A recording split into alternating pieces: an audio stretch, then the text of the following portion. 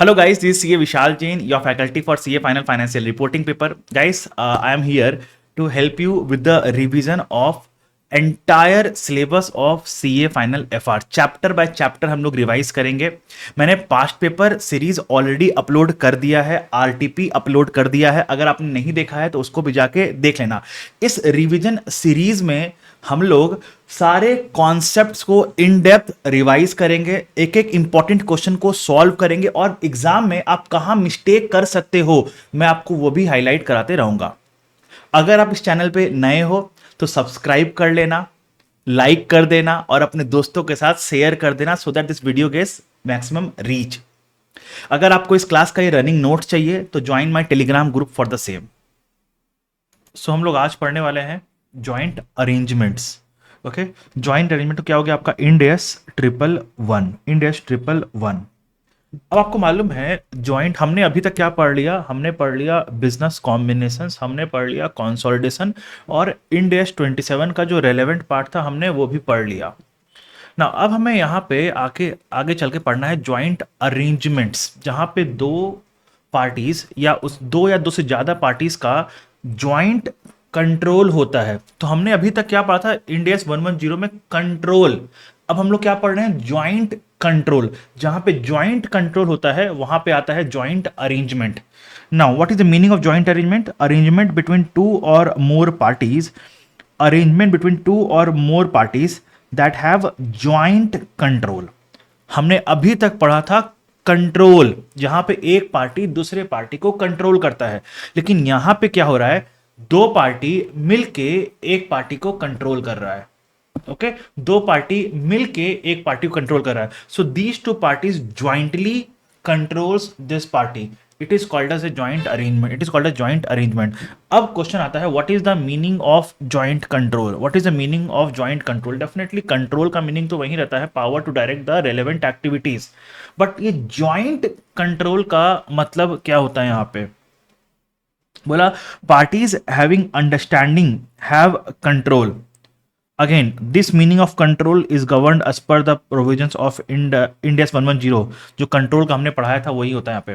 बोला parties having understanding, जो let suppose दो पार्टी या तीन पार्टी एक कॉन्ट्रैक्ट में इंटर किए हैं, वो बोले तीनों हम लोग तीनों मिल के कंट्रोल करेंगे. तो तीनों पार्टी जो है वो मिल के कंट्रोल करेंगे. And now they have a unanimous consent. They have a unanimous consent. unanimous consent either voluntarily or forced. either voluntarily or forced. अब unanimous consent मतलब all of them should be on the same page. all of them should be on the same page. उसको बोलते हैं unanimous consent.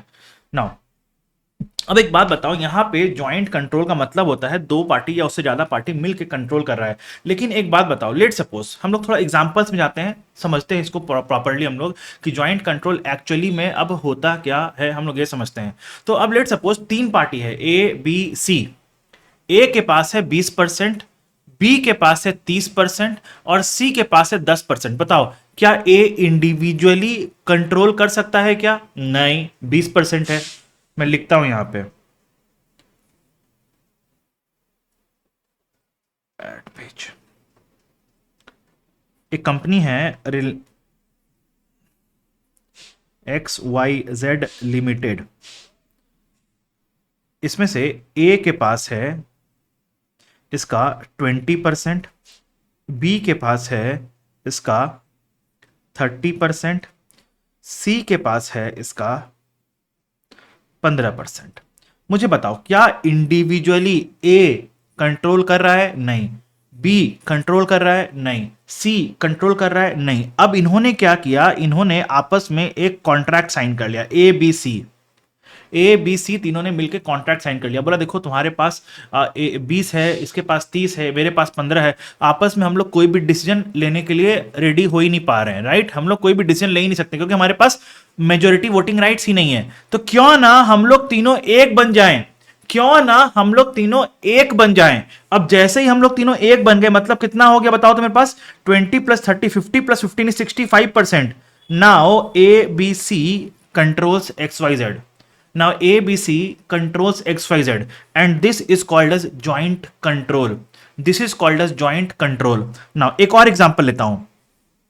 अब यहां पे क्या हो रहा है, लेट सपोज ए के पास होता, लेट सपोज 60%, 60 13 16 55 ले लेते हैं। ए के पास होता 55, 30 85 15, हाँ ए के पास होता अगर 55%, तो अब यहां पे तीनों बोल रहा है हम लोग तीनों मिलके कंट्रोल करेंगे एक्स वाई जेड को, इन्होंने अग्रीमेंट इंटर कर लिया ऐसा, क्या इसको ज्वाइंट कंट्रोल बोला जाएगा क्या बताओ तो?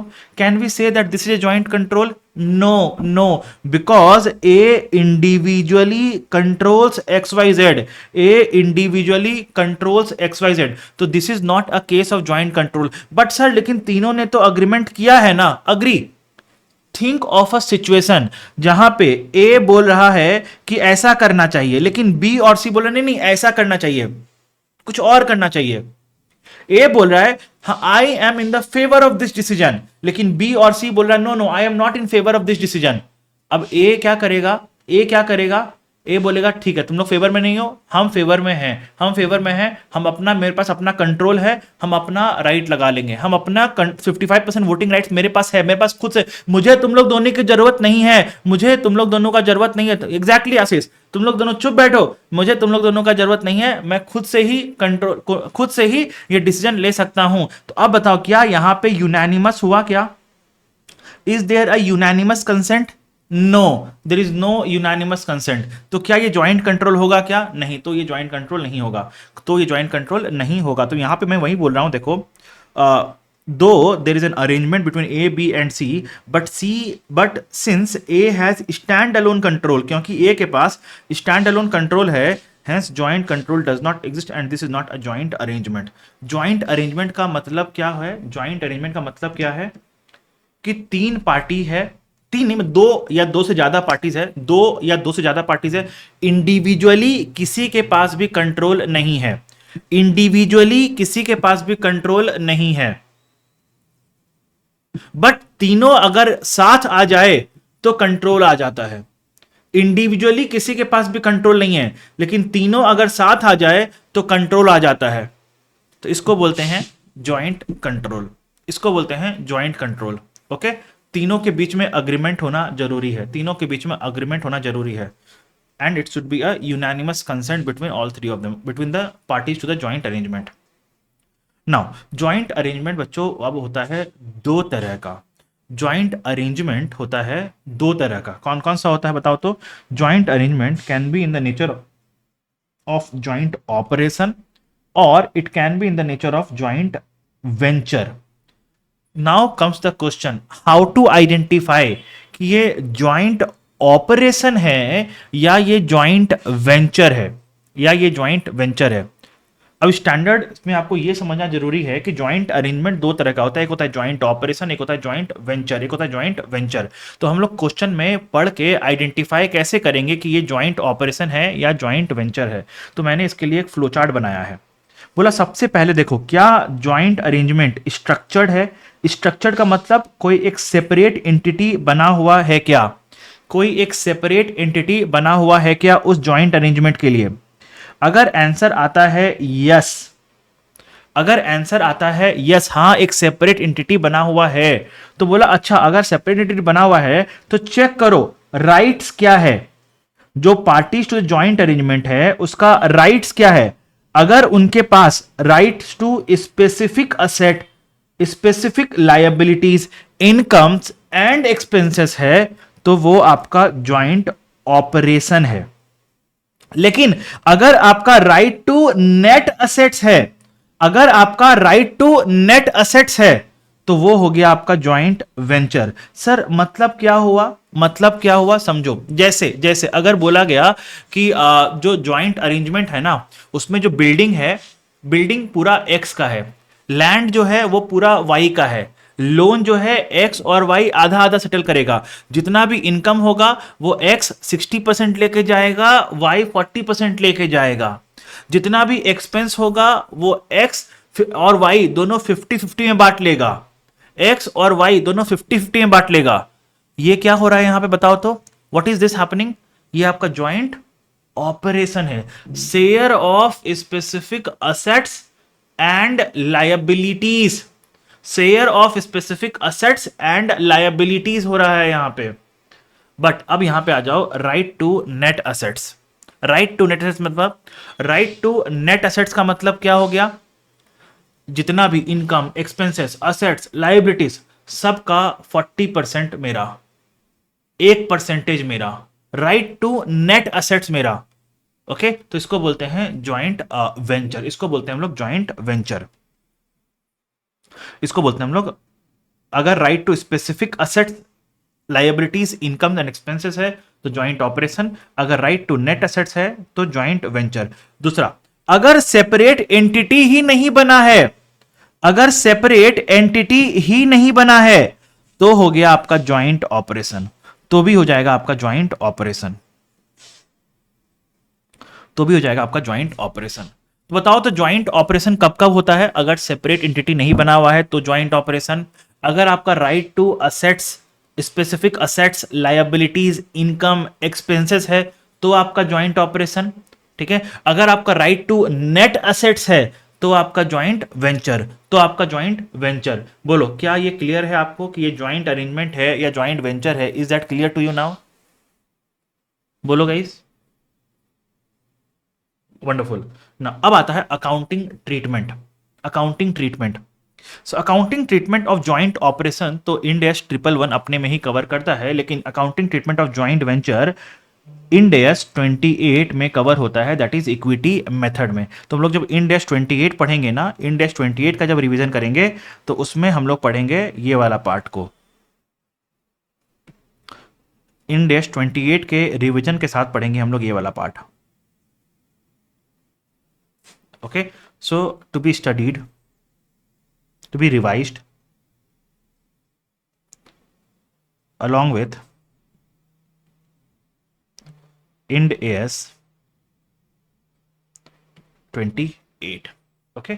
इक्विटी मेथड, जो एसोसिएट्स का अकाउंटिंग होता है ना इक्विटी मेथड से, तो उसी तरह से। तो इंड एस 28 का नाम भी क्या है? Investments, accounting for investment in associates and joint ventures. मालूम है ना आपको ये बात? इंड एस 28 का नाम मालूम है ना आपको? Accounting for investments in associates and joint ventures. तो ज्वाइंट वेंचर का अकाउंटिंग वहां पे होता है इक्विटी मेथड से। नाउ लेकिन ज्वाइंट ऑपरेशन का अकाउंटिंग इंड एस 111 में ही होता है। क्यों? अब इसमें बताओ, मुझे बताओ, ज्वाइंट ऑपरेशन का अकाउंटिंग कैसे होगा? मेरा शेयर ऑफ असेट्स को मैं रिकॉर्ड करूंगा, मेरे शेयर ऑफ लाइबिलिटीज को मैं रिकॉर्ड करूंगा, मेरे शेयर ऑफ इनकम को मैं रिकॉर्ड करूंगा, मेरे शेयर ऑफ एक्सपेंस को मैं रिकॉर्ड करूंगा मेरे अपने एसएफएस में ही। So there is no separate CFS which is prepared in case of joint operation. Joint operation के केस में कोई सेपरेट सीएफएस बोल के बनाने की जरूरत नहीं है, जो एसएफएस है वही आपका सीएफएस है। तो अपने एसएफएस में ही आप अपना शेयर ऑफ असेट्स, अपना शेयर ऑफ लाइबिलिटीज, अपना शेयर ऑफ इनकम, अपना शेयर ऑफ एक्सपेंस रिकॉर्ड करते हो। Is that clear everyone? Now चलो इस पे एक क्वेश्चन करते हैं, इस पे क्वेश्चन कर देते हैं।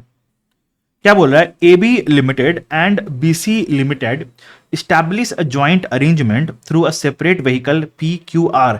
सेपरेट व्हीकल हो गया मतलब एक एंटिटी तो फॉर्म हुआ है। तो क्या जस्ट बिकॉज एक एंटिटी फॉर्म हो गया है हम लोग इसको ज्वाइंट वेंचर बोल सकते हैं क्या? हम लोग इसको ज्वाइंट वेंचर बोल सकते हैं क्या? नहीं। हमें क्या देखना पड़ेगा, क्योंकि क्योंकि सेपरेट एंटिटी फॉर्म हो गया है, अब हमें देखना पड़ेगा right to specific assets liabilities है या राइट टू नेट असेट्स है। देखो, but the legal form of the separate vehicle does not confer separation between the parties and the separate vehicle itself.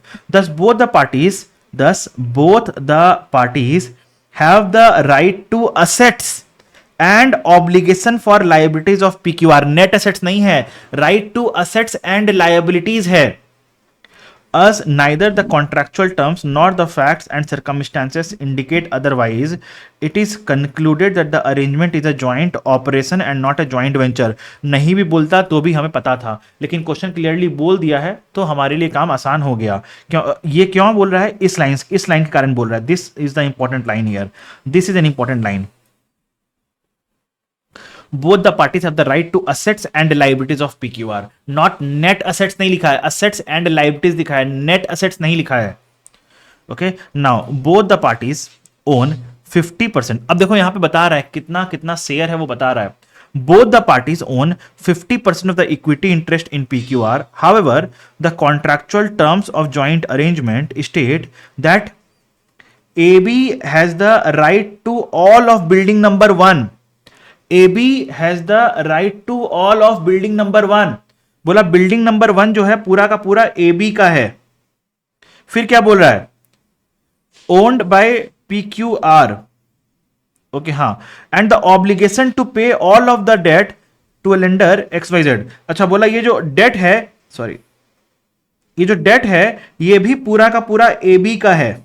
ये जो डेट है ये भी पूरा का पूरा AB का ही है. ठीक है. AB Limited and BC Limited have the right to all other assets in PQR and obligation for all other liabilities in the proportion of their equity interest 50%. मतलब बिल्डिंग 2 50% मिलेगा, कैश 50% मिलेगा, एम्प्लॉय बेनिफिट का obligation का 50% है. अब question क्या बोल रहा है? How would AB Limited present it's interest in PQR? AB Limited कैसे प्रेजेंट करेगा? तो बताओ. AB शिवानी का क्वेरी आया है, ये तो जॉइंट वेंचर हुआ ना सर. क्यों जॉइंट वेंचर हुआ शिवानी बताओ तो. व्हाट मेड यू थिंक कि ये जॉइंट वेंचर है? बताओ चलो मुझे.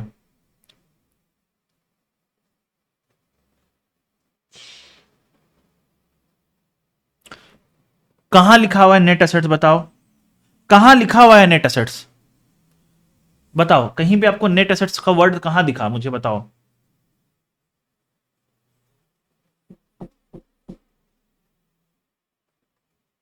यहां पे क्या बोल रहा है देखो.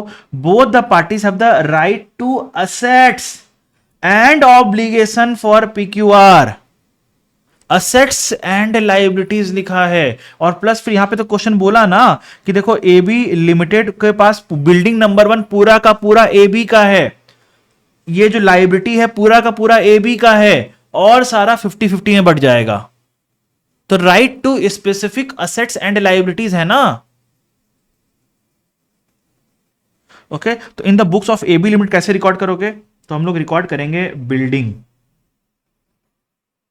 नंबर 1 कितना में 240 पे रिकॉर्ड करेंगे. फिर हम लोग रिकॉर्ड करेंगे बिल्डिंग नंबर 2 कितना पे 100 पे रिकॉर्ड करेंगे. कैसे? 200 का 50%. 200 का 50%. नाउ कैश हम लोग 50% पे रिकॉर्ड करेंगे. कितना? 40 का 50% कितना हो गया? 20.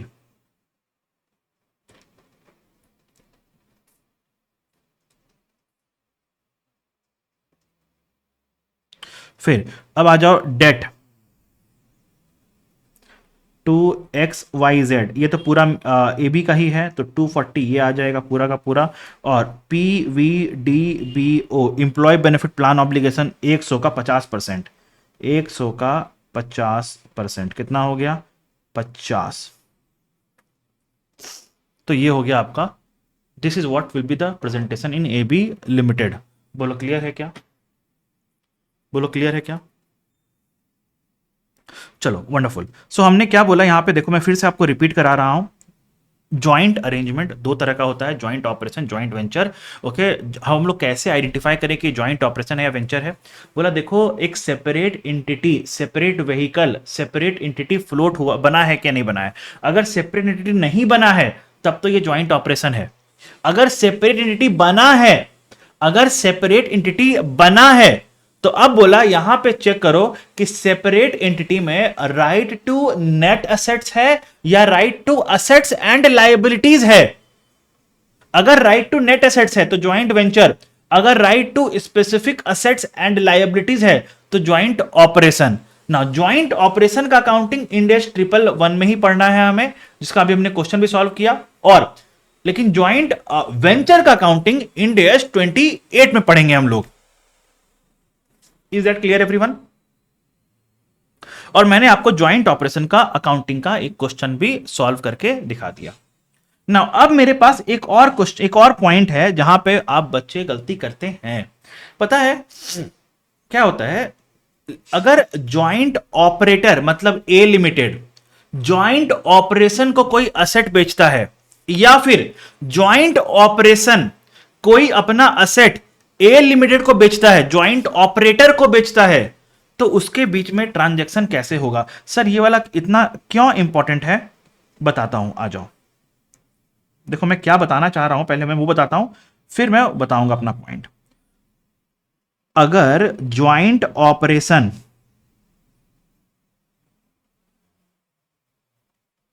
के दो पार्टीज है, ए और बी, ए के पास 60% इक्विटी इंटरेस्ट है और बी के पास 40% इक्विटी इंटरेस्ट है ना, तो इसका ज्वाइंट ऑपरेटर ए क्या हो गया और बी क्या हो गया? ज्वाइंट, इसको बोलते हैं ज्वाइंट ऑपरेटर, इसको बोलते हैं ज्वाइंट ऑपरेटर, इसको ही बोलते हैं हम लोग ज्वाइंट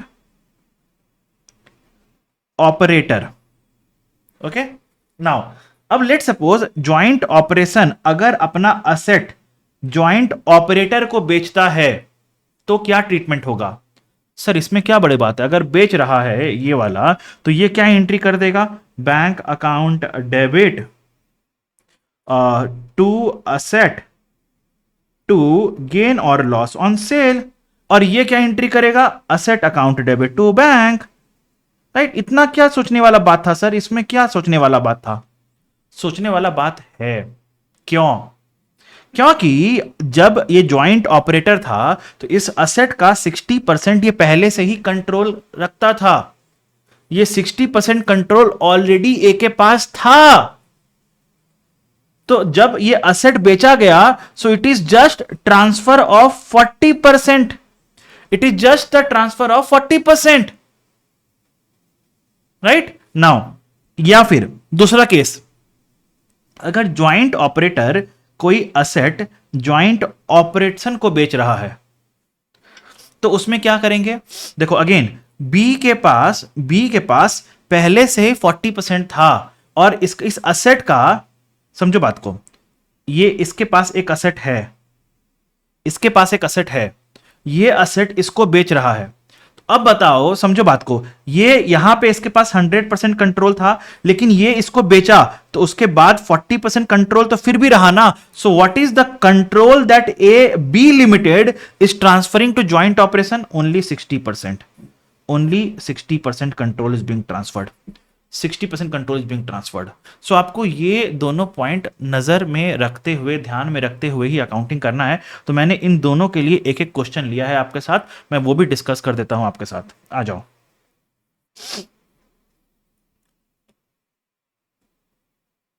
क्या बोल रहा है? A limited is one of the parties to the joint operation holding 60% interest in joint operation. बोला ए लिमिटेड एक पार्टी है ज्वाइंट ऑपरेशन में, ये ज्वाइंट ऑपरेशन है, इसमें ए लिमिटेड एक पार्टी है जिसके पास 60% इंटरेस्ट है in joint operation, and the balance 40% is held by another joint operator. तो मैं उसको बी मान लिया, क्वेश्चन में बी बोला नहीं है लेकिन मैं मान लिया, क्या दिक्कत है, मान सकते हैं ना यार, तो ये तो मान ही सकते हैं, ये मैंने मान लिया कि बी है।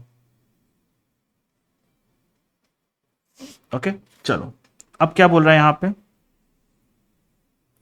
A limited has purchased an asset from the joint operation. A limited ने एक असेट परचेज किया ज्वाइंट ऑपरेशन से, ज्वाइंट ऑपरेशन इस असेट को रिकॉर्ड कर रखा था 100 रुपया में। देखो यहां लिखा हुआ है, the carrying value of the asset in the books of joint operation was 100 and the asset was purchased at ₹80 at a loss of 20, at a 20। मुझे मालूम है इसमें कंफ्यूजन सबको रहता है, तो इसलिए कंफ्यूजन ही दूर कर दूंगा आज मैं। सुनो बात को, How should A Limited account for the purchase of asset from the joint operation in its books of account? अब मुझे बताओ, सिंपल सा बात, पहला ज्वाइंट ऑपरेशन के बुक्स में आओ। देखो यहां पे जब असेट ज्वाइंट ऑपरेशन के पास था, जब असेट ज्वाइंट ऑपरेशन के पास था, तो बताओ तो ए के पास कितना कंट्रोल था? ए के पास कितना कंट्रोल था? जब असेट ज्वाइंट ऑपरेशन के पास था तो ए के पास 60% था, राइट, और बी के पास कंट्रोल था 40%, बी के पास 40% था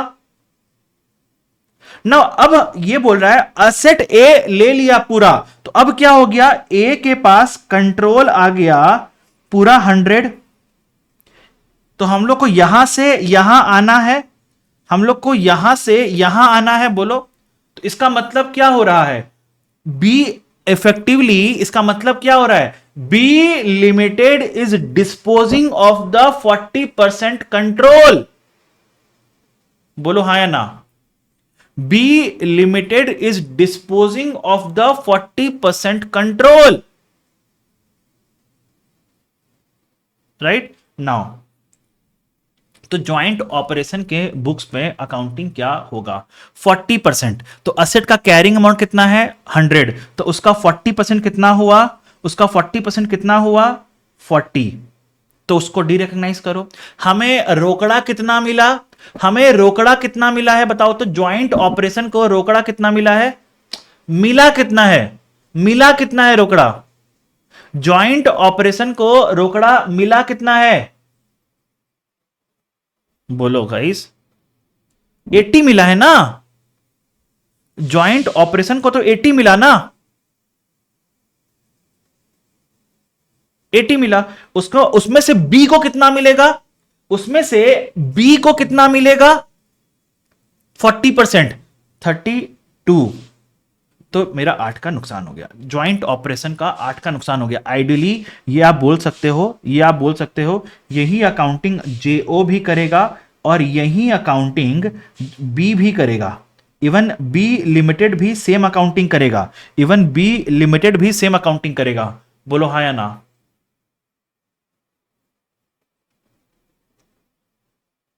now coming to A limited.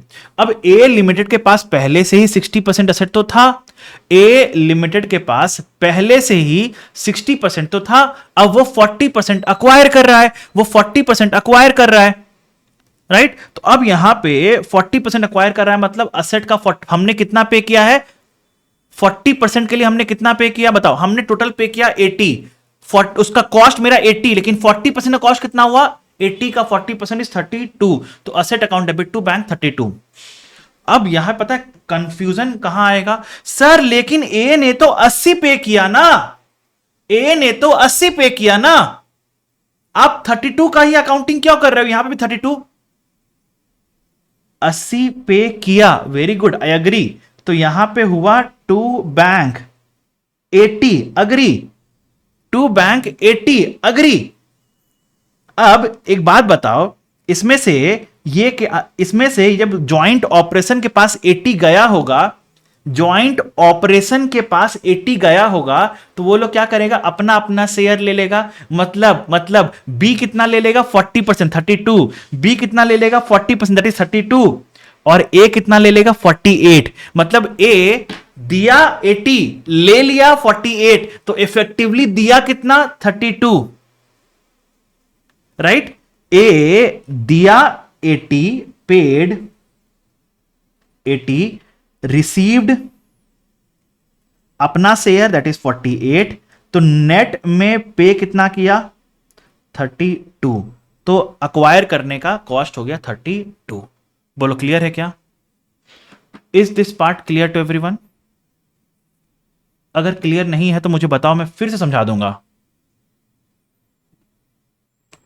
Shivani आपको क्लियर हुआ ये वाला पार्ट? शिवानी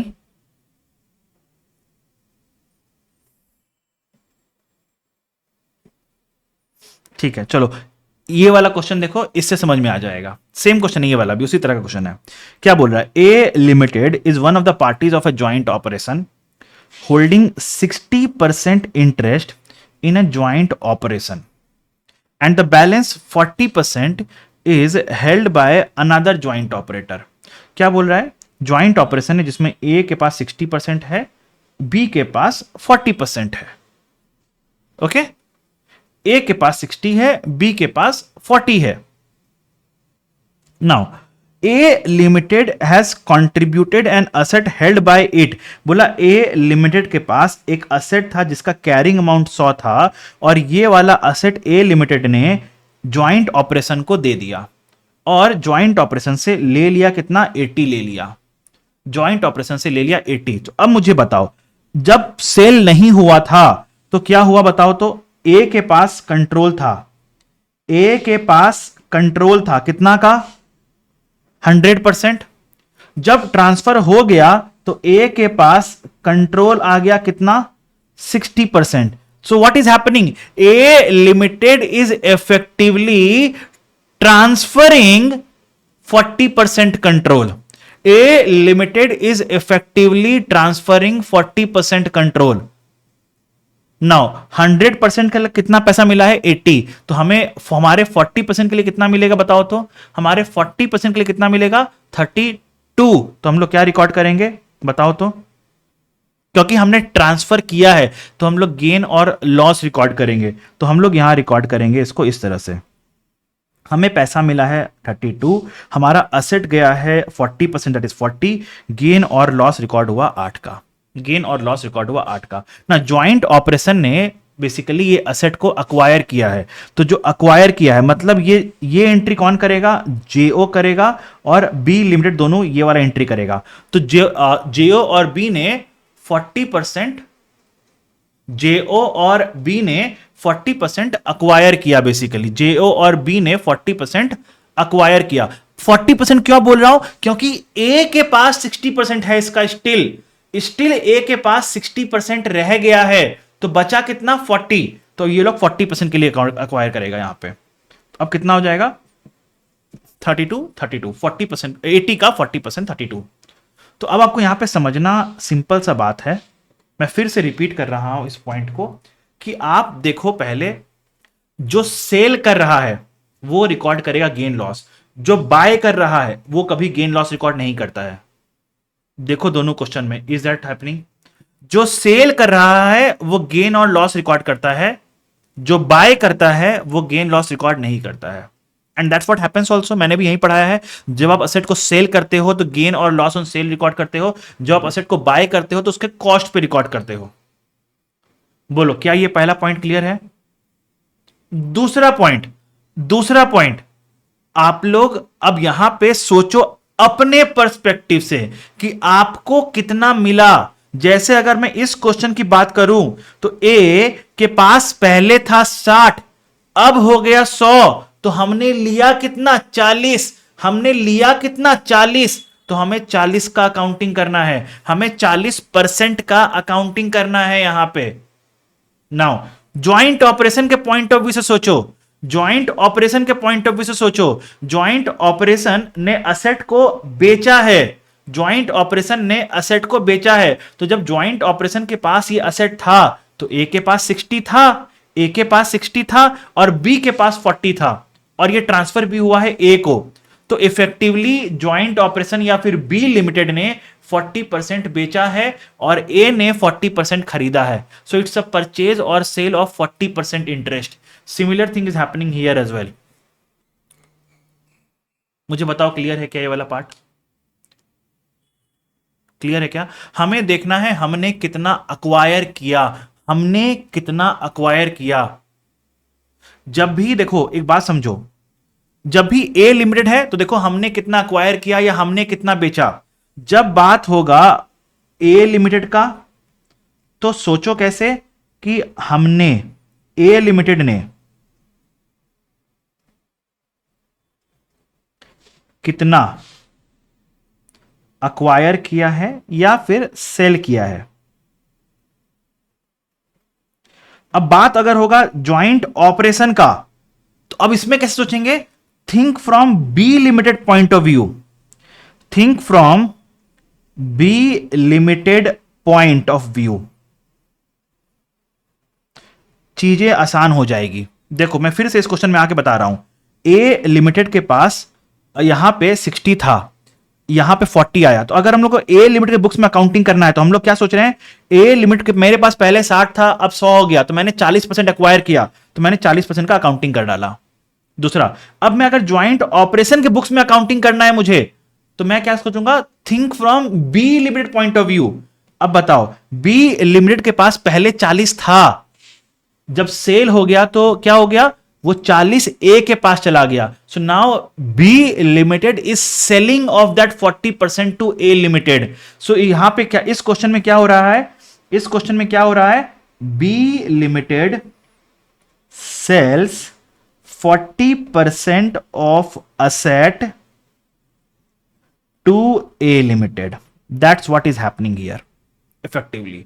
नाउ अब इस क्वेश्चन में क्या हो रहा है, जब ए का बात होगा तो ए क्या बोल रहे, देखो ए के पास 100% था, सेल करने के बाद 60 हो गया, मतलब ए 40% सेल कर रहा है, ए 40% सेल कर रहा है, ए 40% सेल कर रहा है, लेकिन अब ये 40% गया किसके पास, बी के पास। सो यहां पे क्या बोलेंगे, A limited sells 40% of asset to B limited.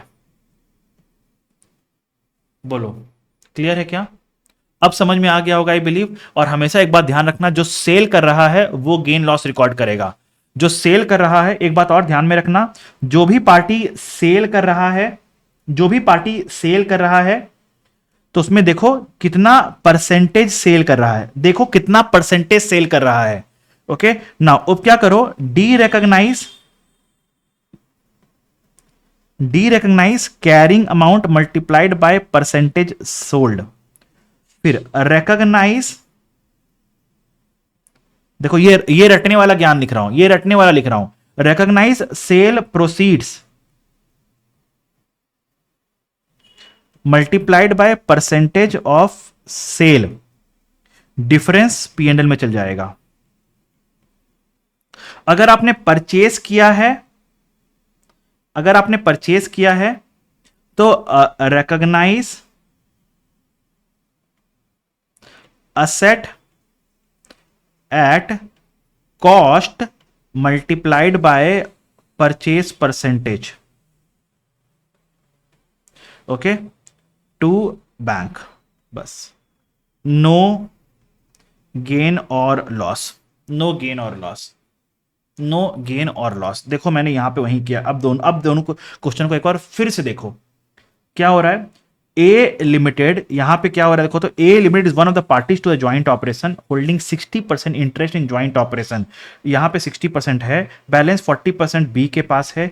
A limited purchase from the joint operation, A limited purchase कर रहा है बाय पेइंग 80, तो ये परचेज कर रहा है। अब परचेज कर रहा है तो देखो कितना परसेंटेज परचेज किया, कितना परसेंटेज, पहले 60 था अब 100 हो गया, तो 40% परचेज किया। हमने पेमेंट कितना किया, 80 का 40% कितना होता है, 32। हमें कोई गेन लॉस रिकॉर्ड करना है क्या, नहीं, क्योंकि हम लोग परचेज किए, तो asset account debit to bank 32।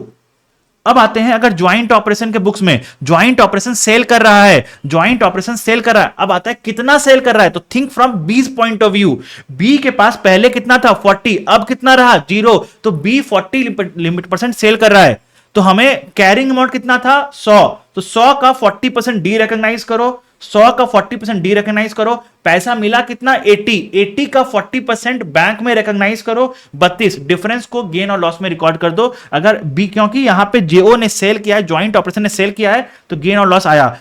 A limited ने परचेस किया तो कोई गेन और लॉस नहीं आया। सिमिलरली अब 111 भी वही चीज हो जाएगा, इसको रिपीट करने की मुझे जरूरत नहीं है। आई बिलीव अब ये वाला आपको क्रिस्टल क्लियर हो गया होगा, अब ये वाला आपको क्रिस्टल क्लियर हो गया होगा, I believe so. So joint operation में इतना ही है, आपका ज्वाइंट ऑपरेशन में इतना ही है, अपना share of assets liabilities record करना है, बस, सिंपल। तो ज्वाइंट हमने क्या पढ़ा है ज्वाइंट ऑपरेशन में, आपको एक बार फटाफट रिवाइज करता हूं। Joint arrangement is arrangement where there is a joint control. Joint control क्या होता है, parties having understanding, have control, and उनके बीच में यूनानिमस कंसेंट होना चाहिए, किसी एक पार्टी के पास कंट्रोल नहीं होना चाहिए। ज्वाइंट अरेंजमेंट दो तरह का होता है, ज्वाइंट ऑपरेशन, ज्वाइंट वेंचर। कैसे आइडेंटिफाई करें, देखो सेपरेट व्हीकल है या नहीं, अगर सेपरेट व्हीकल है तो देखो राइट टू नेट एसेट्स है या right to specific assets liabilities है। अगर नेट एसेट्स है तो ज्वाइंट वेंचर, अगर स्पेसिफिक एसेट्स लायबिलिटीज है तो ज्वाइंट ऑपरेशन। अगर सेपरेट एंटिटी फॉर्म नहीं हुआ है तो ज्वाइंट ऑपरेशन, तो भी ज्वाइंट ऑपरेशन ना। ज्वाइंट ऑपरेशन का अकाउंटिंग इंड AS 111 ही कवर करता है, लेकिन ज्वाइंट वेंचर का अकाउंटिंग इंड AS 28 अपने आप में कवर करता है ना। हम लोग ज्वाइंट ऑपरेशन का अकाउंटिंग कैसे करते हैं, अपना शेयर ऑफ असेट्स, अपना शेयर ऑफ इनकम, अपना शेयर ऑफ लायबिलिटीज, अपना शेयर ऑफ एक्सपेंस रिकॉर्ड कर लेते हैं हम लोग। ओके अगर कोई पार्टी ज्वाइंट ऑपरेशन और ज्वाइंट पार्टी, ज्वाइंट ऑपरेशन और ज्वाइंट ऑपरेटर अगर आपस में कोई ट्रांजैक्शन करता है तो हमें देखना है कि कौन किसको कितना सेल कर रहा है और उस हिसाब से उसका अकाउंटिंग कर लेना है, जो कि मैंने यहां पे आपको पढ़ा दिया है। आई बिलीव इंड AS 111 आपको क्लियर हो गया होगा। ओके चलो